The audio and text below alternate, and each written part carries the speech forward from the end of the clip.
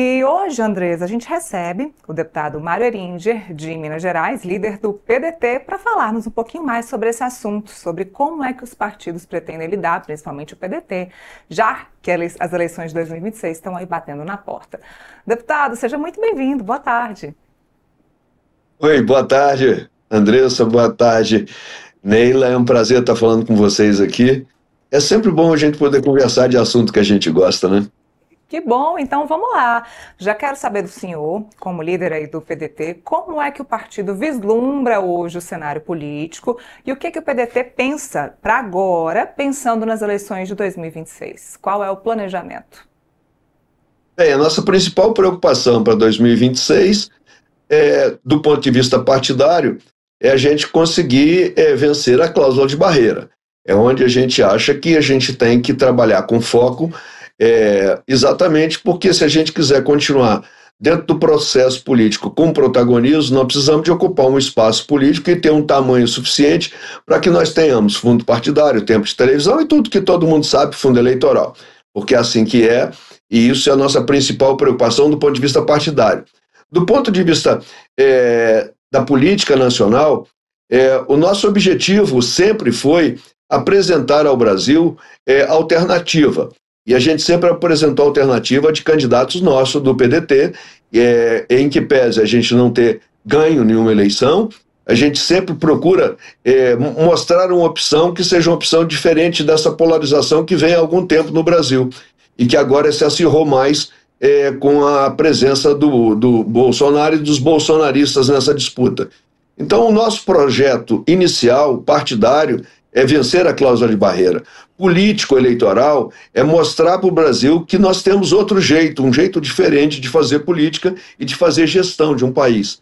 Então, essa é a nossa base primária para que a gente possa começar a conversar dos detalhes que isso vai exigir da gente. Deputado, bem-vindo ao nosso programa, Andresa aqui falando. Explica para a nossa audiência, deputado, o que é a cláusula de barreira, que é algo que todos os partidos, né, os partidos médios se preocupam muito, então é algo que você que está acompanhando, que gosta de política, vai ouvir muito falar nessa expressão. A gente tenta traduzir um pouco, viu, deputado, os assuntos da política para que todo mundo consiga entender. Esse é o grande objetivo aqui, né, para que as pessoas comecem a gostar um pouco de política, né, e essa questão de 2026 pode parecer um pouco antecipada, mas está já na agenda do dia, né, deputado? Sem dúvida nenhuma. A gente já está aí, como na própria abertura da Neila aí, já mostrou para a gente que é isso. A gente já está vivendo um momento, apesar de um pouco precipitado, já de um momento eleitoral de 2026. Então não tem dúvida nenhuma. Mas para que as pessoas compreendam, a cláusula de barreira, de uma maneira bem simplificada, é um número X de deputados ou de votos em deputados federal num determinado número de estados mínimo para que as pessoas, para que o partido, na verdade, possa ter direito a determinados recursos, a tempo de televisão. Então, se você não chegar no número X, no patamar X, você não consegue estar nesse núcleo de partidos que recebem esses benefícios através do Estado. Então, de maneira simples, é uma barreira, por cima da qual você tem que pular para continuar trabalhando e fazendo o seu trabalho na política. Super didático, deputado. Obrigada por esclarecer para todo mundo. Eu tento seguir as orientações de vocês. Não, foi ótimo, né? Porque às vezes são termos que a gente usa aqui, né, na cobertura de Brasília, na política, e as pessoas têm um pouco de dúvida de entender. Eu sempre conto uma história. Às vezes a gente escreve a mesa da Câmara, né? E a pessoa fala, que mesa, né? Uma mesa? Do que vocês estão falando? Não, a mesa é onde, né? Quando a gente fala disso, a gente está falando do conjunto de deputados que comanda ali as regras da Câmara. Então a gente se propôs aqui a traduzir algumas coisas, o senhor traduziu super bem, por isso que as eleições de deputado federal é uma eleição tão importante, né, para todos os partidos, porque quanto mais deputado você elege, mais acesso você tem aos recursos do fundo partidário, e é com o fundo partidário que os partidos, né, se movimentam, fazem as suas discussões, né, que os partidos sobrevivem a partir dali, né, deputado? Vamos falar um pouquinho, então, de 2026. O senhor estava comentando, né, a questão de projetos, né, alternativos a essa polarização PT e o bolsonarista, né, a direita e esquerda, digamos assim, Sim. e o PDT tenta ir pelo caminho do meio. Só que o principal nome do PDT está aí de malas prontas para o PSDB. O Ciro Gomes vai deixar mesmo o partido ou vocês ainda têm alguma esperança de conseguir convencê-lo a ficar? E como é que fica o PDT sem o Ciro? Eu espero que o Ciro não saia do PDT, até porque converso frequentemente com ele. Eu sei que ele está insatisfeito com a relação do PDT lá no estado do Ceará com o governo, eu sei disso. Eu sei que ele está insatisfeito com a posição do partido no nível nacional. Nós aqui na bancada estamos numa condição de independência, mas, claro, estamos muito mais próximos do governo que da oposição, porque ideologicamente é muito mais fácil a gente estar perto do atual governo do que do opositor. Então, essa é uma realidade fática, e a gente não tem outra alternativa que não seja essa. Mas eu espero, sinceramente, que o Ciro fique, porque eu acho o Ciro um grande quadro. Eu acho o Ciro que chegou a vez do Ciro, porque eu não vejo outro caminho a não ser a gente mudar. Mas sabendo que o Ciro pode sair, eu espero que se ele saia, que ele saia para um campo razoável da nossa afeição, que nós possamos, inclusive, se ele sair, pensar até nele como uma alternativa também em outro partido. Eu não tenho essa porta fechada. Eu sei que vai deixar um sentimento muito ruim no PDT se isso acontecer. Mas a gente tem que respeitar a decisão dele, a vontade. Se ele tiver vontade de sair, nós não podemos fazer nada. Eu espero que não. Mas essa coisa de já está saindo, já está de malas prontas, comigo ele não disse nada disso. A gente conversa, a gente tem a agenda marcada, agenda partidária marcada para meses aí na frente. Claro, e não foram marcadas há meses, foram marcadas agora, em dias recentes. Claro, tudo pode mudar, mas necessariamente não temos essa indicação dele nesse momento que ele vai sair. Inclusive, não sei se vocês viram agora um dia desse, aí numa entrevista que o presidente do partido deu, que o Lupe deu, ele disse: o Ciro pode ser tudo, pode ser até candidato a presidente da República. Eu só estou aqui repetindo uma coisa que a gente conversa entre a gente. Mas quem disse que não queria ser candidato foi o próprio Ciro. E o Ciro até agora também não nos disse que ele quer ser candidato. Nós aqui queremos que ele seja, eu tenho certeza que eu quero, mas nós aqui queremos. Agora, em o Ciro não sendo candidato, se nós não tivermos outro quadro, um quadro que tenha razoabilidade, que tenha equilíbrio, que possa se apresentar à sociedade com a posição de marcar a nossa posição, pelo menos, ou de trazer alguns temas aos debates, tudo bem, a gente vai ficar com quem a gente tiver mais afinidade, a gente tiver mais condição e acreditar que é melhor para o Brasil. Isso não tem aqui, por exemplo, vocês não vão apoiar o Lula? Claro que nós não estamos dizendo isso. De repente é mais fácil a gente apoiar o Lula, se ficar nessa polarização que está aí. Eu não tenho dúvida nenhuma. Até eu ia dizer assim, temos que ficar, entendeu? Apesar de eu estar eu que, inclusive, como líder, junto com os meus companheiros, nós tomamos a decisão de ficar na independência exatamente por insatisfação com os movimentos do governo. Mas isso não nos aproxima desse tipo de direita que tem aí. O Tarcísio não seria um nome que o PDT poderia olhar com atenção para as eleições de 2026? Não, acho que não seria não, porque sem conhecer adequadamente o Tarcísio, não quero falar mal dele, mas o Tarcísio é um bolsonarista de terno, né?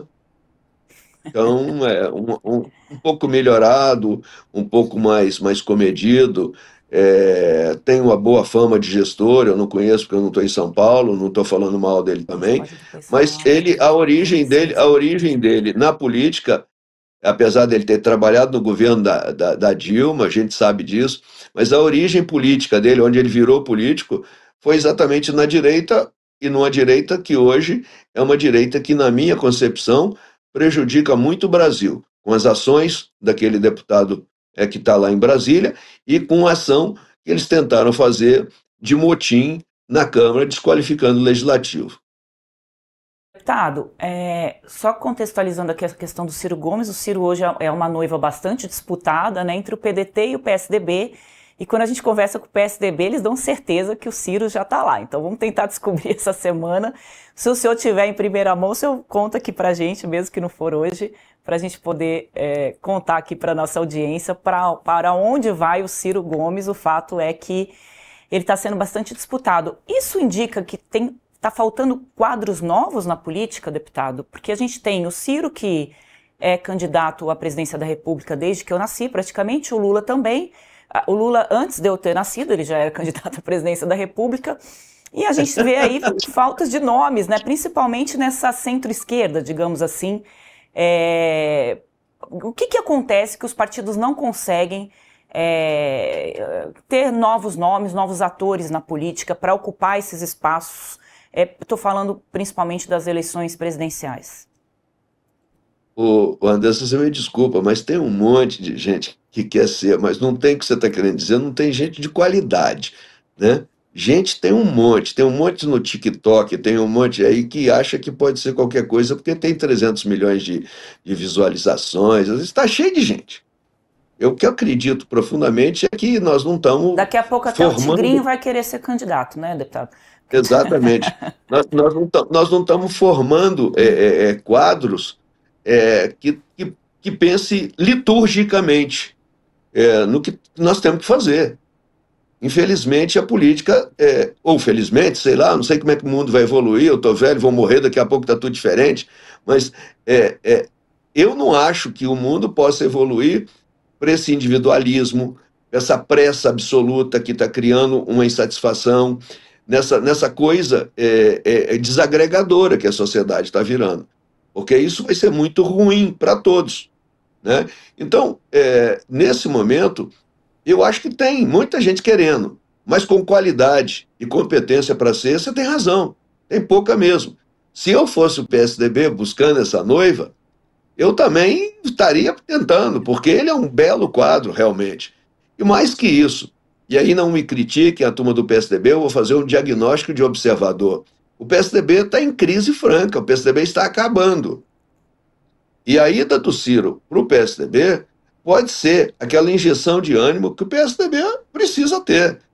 Se o Ciro vai para o PSDB, disputa uma eleição nacional, o Aécio retorna disputando uma eleição de governador em Minas, o Tasso Gereissati faz uma disputa de governador junto com o Roberto Cláudio lá no Ceará, o Tasso Gereissati em Goiás faz a disputa para o governo, Tasso Gereissati não, o Marconi Perillo em Goiás faz a disputa pelo governo.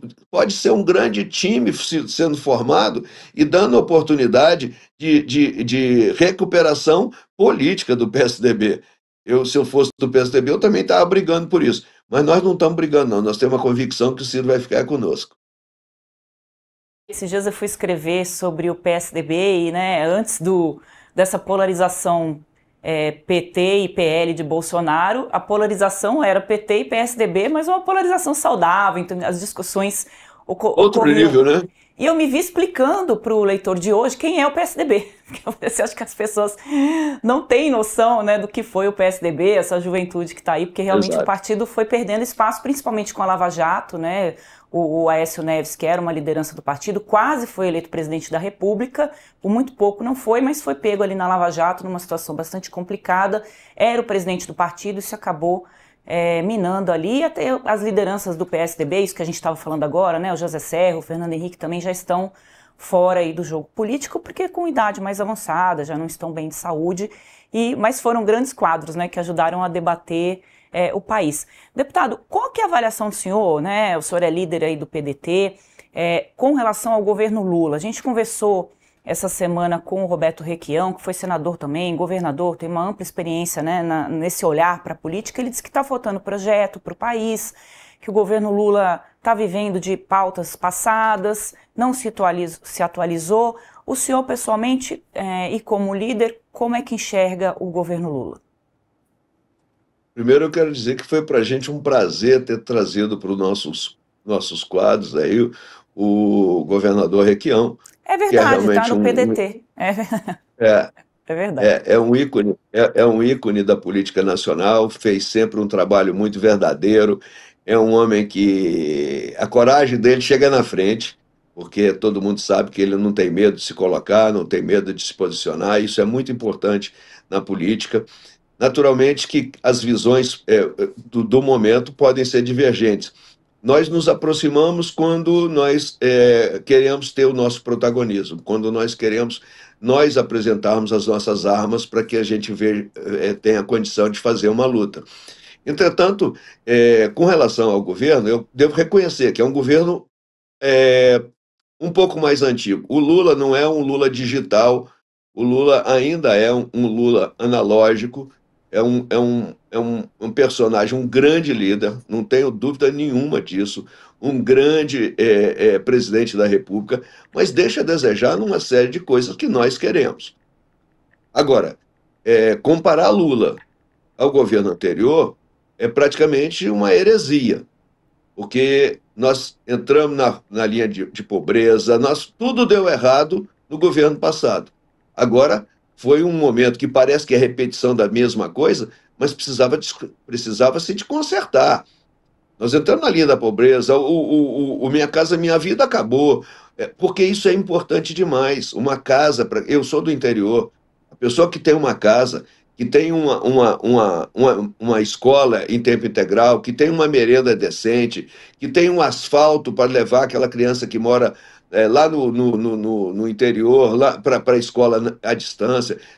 Muitas dessas coisas foram abandonadas no governo passado. Isso eu não posso poupar o governo passado desses grandes erros. Então, o Lula chegar, na verdade, ele teve que refazer. E refazer sem o benefício da propaganda, porque quem refaz não fez nada, na verdade, só aparentemente conserta. Não tem um programa que virou. Então, o Minha Casa Minha Vida, fica antigo. Por quê? Porque já era assim. O Bolsa Família fica antigo? Não, porque já era assim. Então, fica se esperando do governante as grandes novidades. E nem sempre as grandes novidades são o que vão acontecer. Na verdade, o início do governo Lula, até no meio do governo Lula, foi, na verdade, um governo de consertar um monte de coisas. Eu não sou lulista, não sou bolsonarista, já disse para todo mundo, não tenho político de preferência e acho que quem tem político de preferência está errado no seu conceito, porque quem tem político de preferência tende a ir para um campo do fanatismo, e inteligência e fanatismo não ocupam a mesma cabeça, então eu não tenho dúvida nenhuma que não é por aí, mas a gente tem que dar o benefício da análise. Não é simplesmente porque eu não gosto, eu critico, né? Então eu acho que tem defeito, tem muito defeito, mas teve qualidades? Tem algumas qualidades, são importantes. Bom, deputado, só uma coisinha. Com relação à anistia, como que o PDT se posiciona com relação a esse assunto? O senhor acha que tem que ser colocado na pauta e o Congresso tem que enfrentar esse assunto de uma vez por todas? Eu acho que não tem que enfrentar nada. Esse assunto, para mim, é um assunto que está superado. Durante vários meses, nós debatemos no Colégio de Líderes essa questão da anistia. Nós sempre pedimos ao PL que apresentasse o projeto que eles queriam votar, que colocasse claramente. Mas eles sempre defenderam a anistia. Nunca foi colocado para a gente um projeto que a gente soubesse o que a gente vai votar. Porque o que eles querem, na verdade, é a bandeira. O que eles queriam, na verdade, era a bandeira. Eles não queriam anistia, eles queriam ter um motivo para falar. Nós, como oferecemos para ele a anistia, uma anistia que fosse para as pessoas que mais precisam, para aquelas pessoas que têm uma dosimetria de pena exagerada, não, eles queriam uma anistia ampla, geral e restrita, inclusive de pessoas não condenadas. Isso na minha concepção, não é anistia, é um cheque em branco para fazer coisas erradas.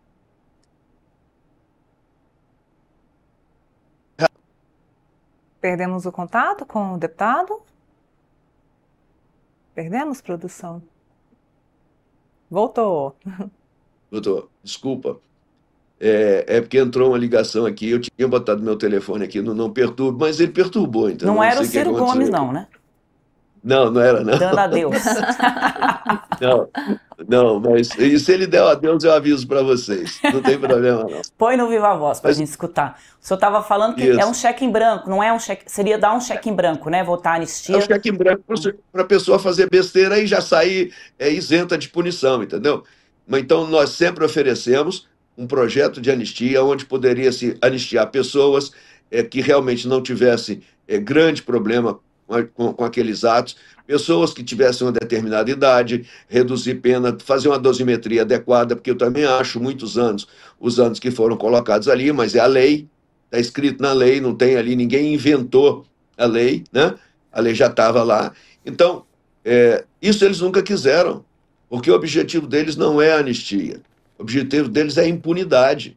E a impunidade nós não podemos bater palma para ela.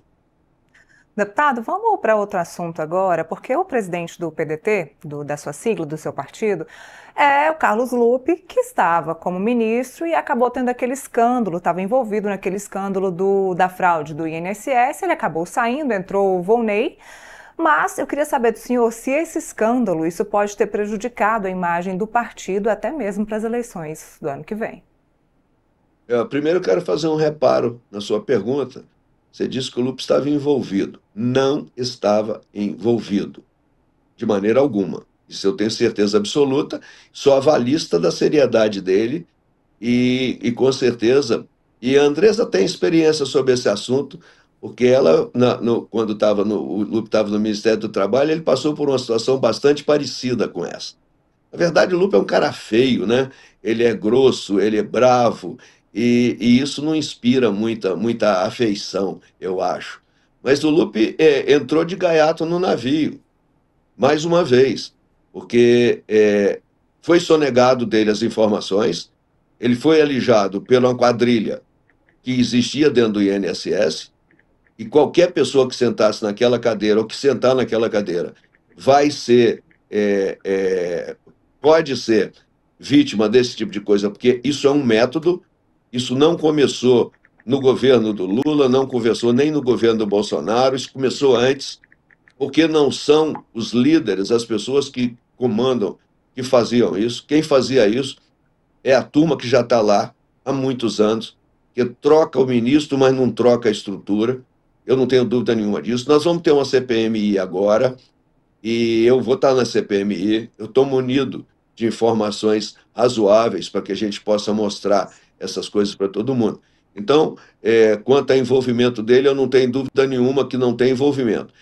Alega-se que, não, ele devia ter tomado a providência antes, mais cedo e tal, mas se você acompanhar a CPMI, isso vai ficar mais bem explicado, e aqui eu não quero tomar seu tempo com isso, que eu quero te responder. Não, pode tomar meu tempo. Não, é porque eu tento ser muito objetivo e responder a pergunta que me foi feita, entendeu? Mas o Volney é um amigo, é um companheiro, 6 mandatos de deputado, competente, já foi líder do PDT, e a opção de ficar com o Volney na condição, porque era o secretário executivo do Ministério, a opção foi do presidente Lula nessa substituição. Claro que nenhum de nós do PDT falou contra. Por que eu falaria contra se essa indicação era do presidente?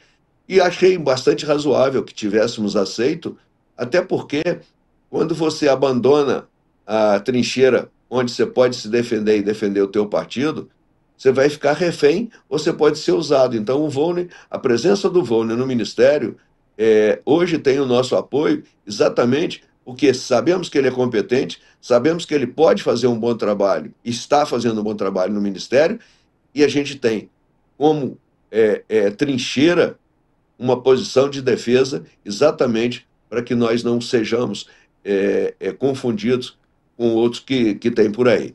Então, pode ter certeza absoluta.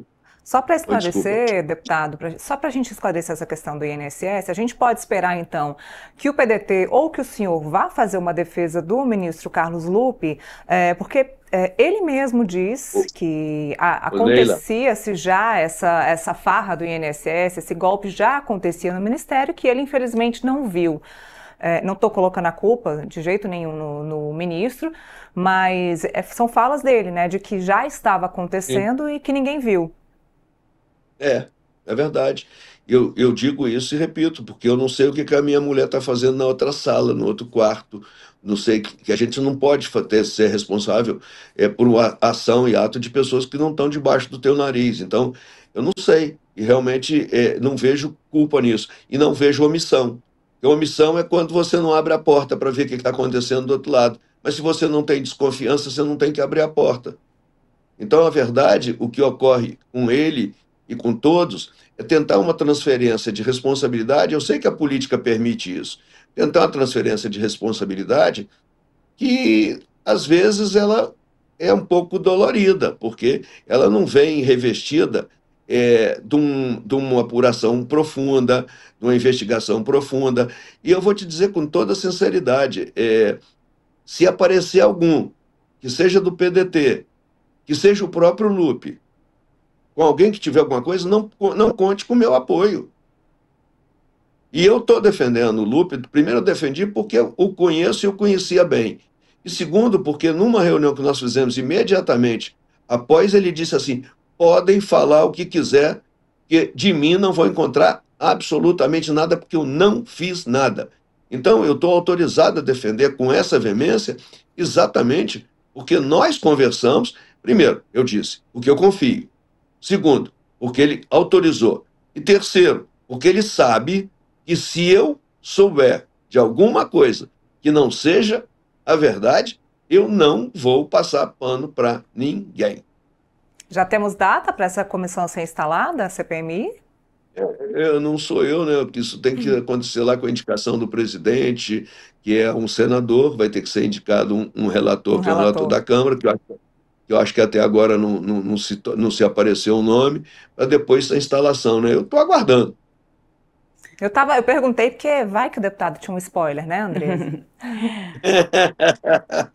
O governo não tem interesse, né, nessa CPI, diz que já está pagando os aposentados, já se antecipou a isso e está fazendo todos os movimentos políticos para que essa CPI não saia, porque todo mundo sabe que na política a gente sabe como começa, mas não sabe como termina uma CPI. Essa é uma CPI, né, afinal começou lá no governo do Bolsonaro, talvez até antes, mas os demitidos foram todos na gestão do presidente Lula. Então tem muita coisa ali que o governo prefere, né, que não voe farpas ali para o governo.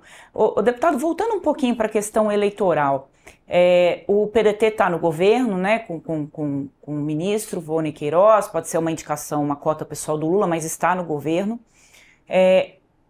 A partir de que momento que o PDT vai discutir como vai se posicionar com relação às eleições presidenciais, se vai ter candidato, se vai apoiar alguém, e a partir desta decisão, é uma data X para um desembarque do governo, ou esses dois temas correm em vias separadas?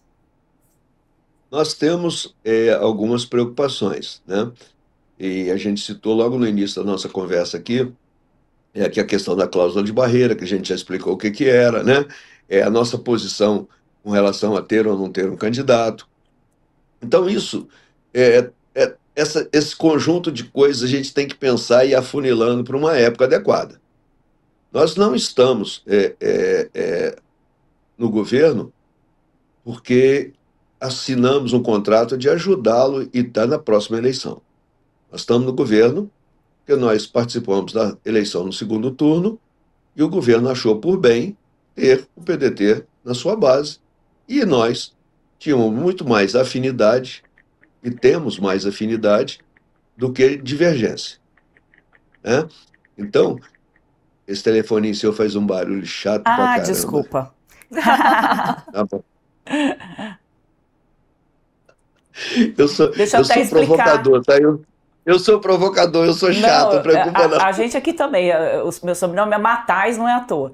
Mas deixa eu até explicar para quem está acompanhando, a gente vai conversando ali com a nossa direção, conforme o deputado vai falando, o nosso entrevistado, para ir colocando pontos que a gente achou importante para depois a gente destacar isso para as nossas redes. Então, ou falando com algumas fontes também.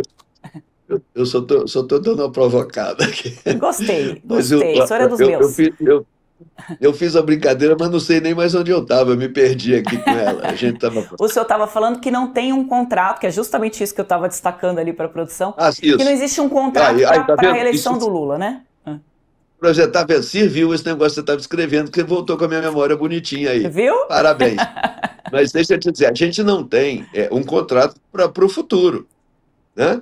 Então, não há uma coisa, você está garantido, está na base, está garantido. Tanto não está que tem um monte de partidos no governo que estão aí por se posicionar, já dizendo que não vão ficar. Nós não tomamos essa decisão. Essa decisão nossa vai passar exatamente pelo caminho e a nossa pretensão de cumprir a cláusula de barreiras e, principalmente, saber se nós teremos ou não um candidato a presidente da República. E eu acho que isso não, essa campanha está precipitada, mas está precipitada pelos polos. Então, os polos estão querendo precipitar para inviabilizar até o aparecimento de outros. Isso para eles é interessante, para não aparecer mais ninguém. Então, nós, acho que confortavelmente, a gente pode permanecer num governo desse e sem deslealdade até o período da desincompatibilização, do período de a gente começar 6 meses antes da eleição, começar a tomar posições. Eu não vejo problema nenhum. Tá certo, deputado. Muito obrigado pela sua entrevista. Volte sempre.